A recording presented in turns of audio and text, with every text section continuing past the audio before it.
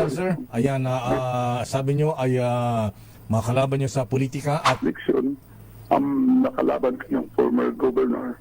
Magandang araw sa atin lahat mga kababayan, at nagkaroon nga ng pagkakataon na magsalita itong si Gobernador Uwaminal sa isang radio station kung saan ay ibinunyag niya kung sino umano yung mga suspect o yung may pakana sa nangyaring pag-ambos sa kanya noong nakaraang araw lamang mga kababayan po natin, at buti naman ay hindi siya umano nasaktan. Ngunit kinabahan siya umano mga kababayan po natin at labis na takot ang kanyang nararamdaman. At alam nyo ba mga kababayan po natin, isa ngayon sa ating pagbibigyan ng ating komento at reaksyon ay itong sinabi ni Gobernador Uwaminal na bumalik na umano itong Kuratong Baliling. Nakakulong man umano yung mga leader at ilang miyembro ay nabubuhay pa umano at nandito pa umano aktibo sa kanilang lugar sa Misamis Occidental itong ilang miyembro ng Kuratong at ilang mga drug personality umano, kasama na ang ilan sa mga politiko na umano'y kanya mga kalaban at kumakalaban sa kanya ang may pakana umano sa nangyaring ambos sa kanya. Nagkaisa na umano sila mga kababayan po natin. Kaya kung totoo man ito, abay nakakatakot na rin pala diyan sa Misamis Occidental, dahil ang kanyang sinabi ay bumalik na umano ang droga, Kuratong Baliling, plus nagkaisa pa sila nitong mga kalaban niya umano dito sa politika. At nabanggit niya nga mga kababayan po natin, ang isa umano sa posibleng gumawa sa kanya ay ang DILG umano o yung official umano o yung nakaupong mayor mga kababayan po natin diyan sa bayan ng Bonifacio. So although hindi niya binanggit ang pangalan, pero malinaw na si Mayor Dumanhog lamang ang kanyang opponent o yung kontrapartido diyan sa Bonifacio na ang tinutukoy niya mga kababayan po natin. So kaugnay dyan ay pakinggan po natin ang naging interview sa kanya, at kayo na po bahala humusga kung ito ba ay totoo o hindi, lalo na sa mga kababayan po natin na nasa Mindanao sa area ng Misamis Occidental. Trauma sa ganong experience. And that was really a barbaric act that should not be tolerated under our civilized society. Coupled with the fact that it happened within nasa urban areas, usually yung IED doon sa Mindanao, doon lang yan parang ginagamit doon sa insurgency issues in the mountains. No, and that was the first incident na in the province na nagkaroon ng ganong explosions by that IED na nilagay doon sa Karsada where I was passing through in that evening. ang kung sino po ang nasa likod nitong pananabang sa inyo, ito po ba ay may kinalaman sa politika o may kinalaman sa inyong kampanya laban sa kriminalidad at illegal drugs sa inyong probinsya? Titingnan natin yung mga nasagasaan ng reforma na inintroduce natin. We were used to be the illegal drug capital of Mindanao before. We were used to be the home of the Kuratong Baliling. Our goal of our vision of Asinso, that we also put a disciplinary action of enforcing the law. So, nagsama-sama na siguro sila, yung mga political opponents natin, yung mga blood personalities. And then, even yung mga remnants of the organized crime group.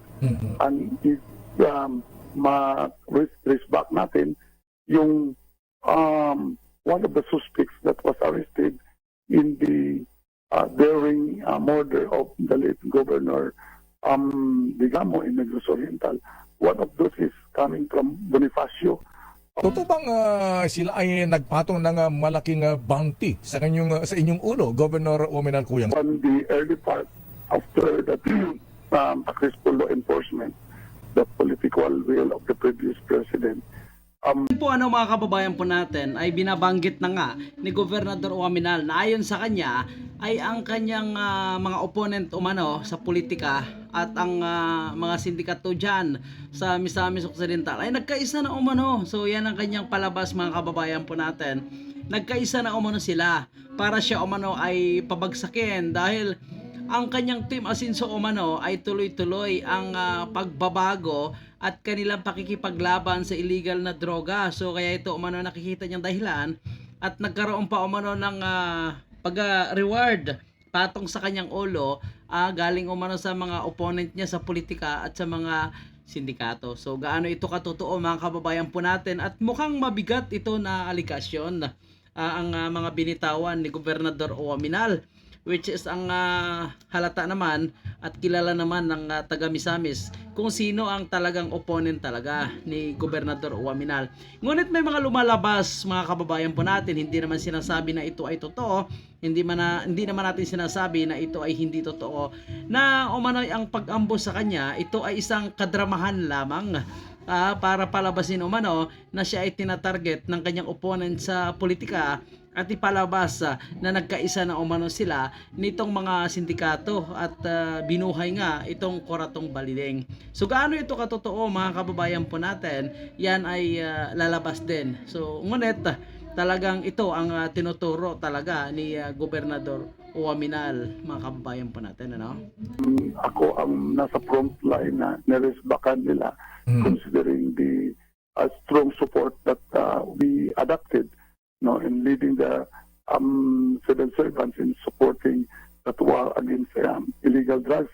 Ang yung political opponents natin na hindi pa makatanggap ng pagkatalo-talo nila na ni-reform, nasagasaan ng reform natin, it seems that they are exploiting the situations. Parang kinapitalize nila yon, no?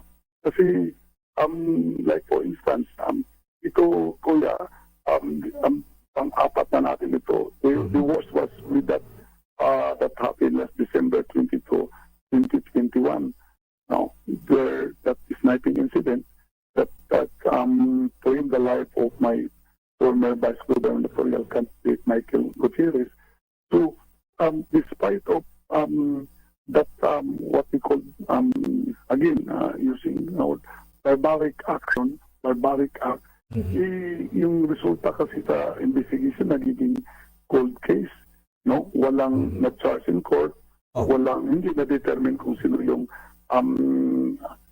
perpetrators and the person behind it, no? Okay. What happened yung intense na yung election election campaign, no? So siguro sila ay medyo para bang mayroong, kung sabi sa pa, may sinaligan, no? They were probably with some sort of expecting or may connection sila, backing sila.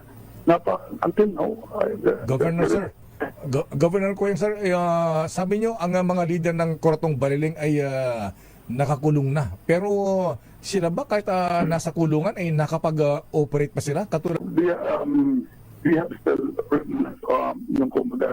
we have still soldiers in the field, no? And then yun nga ang parang nakipag-alay ng mga political opponents natin. And then yung political opponents naman natin ay yan, ini-exploit nila yung situation na yan.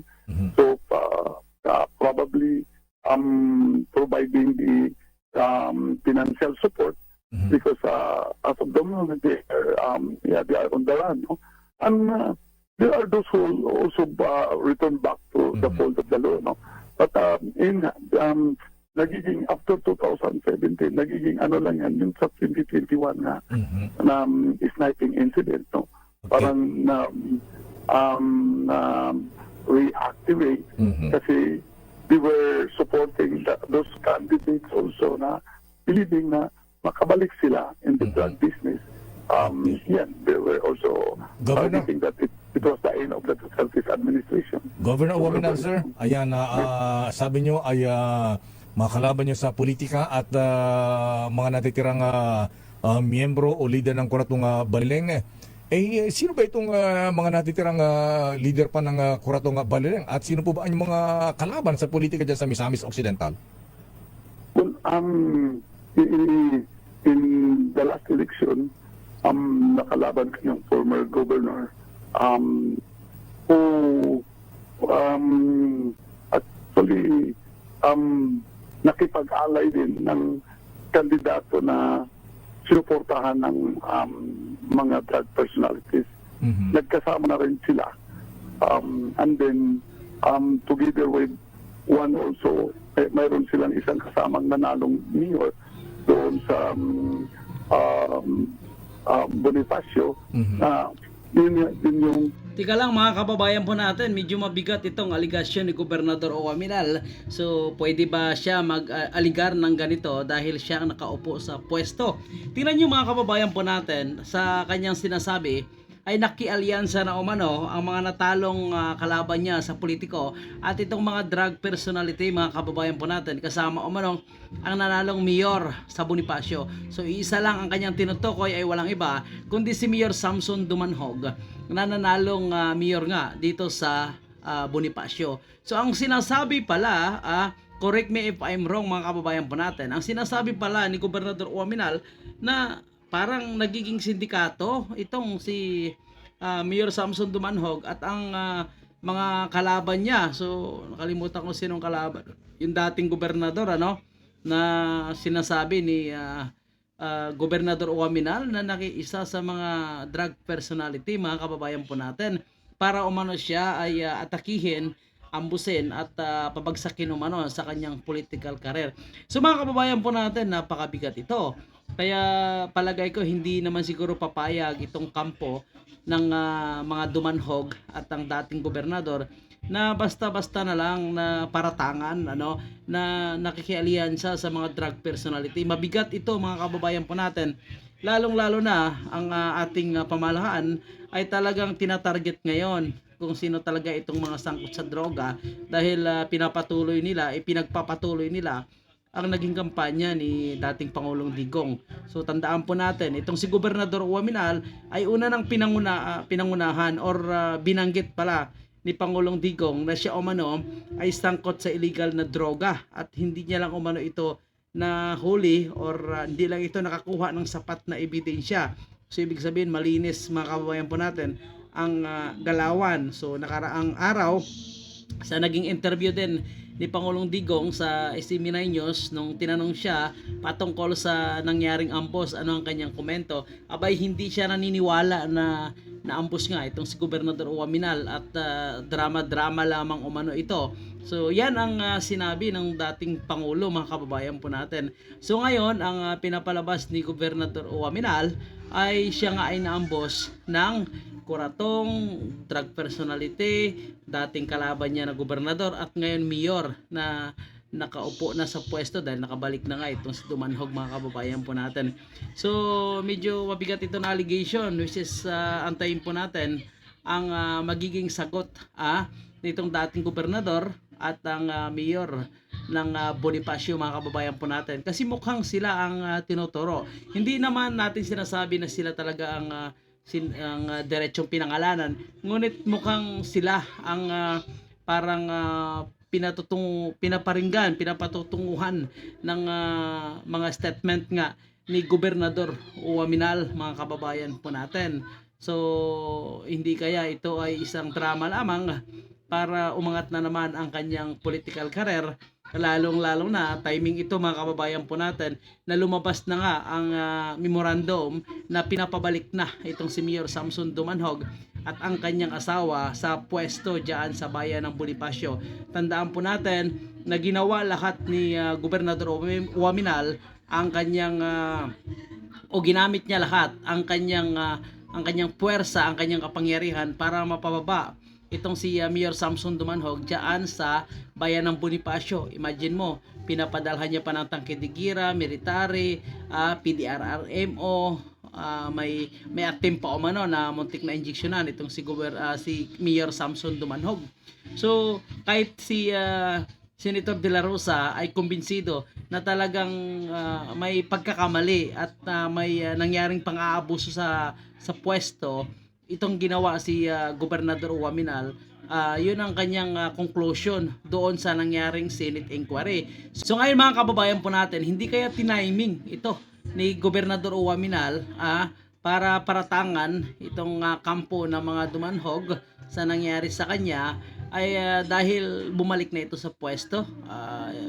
Yan ay natin opinion at komentaris mga kababayan po natin, posible kaya ito ang kanyang plano sa nangyaring ambos. Kung totoo man ito o hindi ay malalaman din natin yan mga kababayan po natin. Tandaan po natin yung ating mga pulis ay hindi naman yan sila natutulog at matitiro naman ngayon ang mga pulis na nakaupo diyan, lalong-lalo na ay nagbago na nga yung pamunuan ng Philippine National Police diyan sa lalawigan ng Misamis Occidental.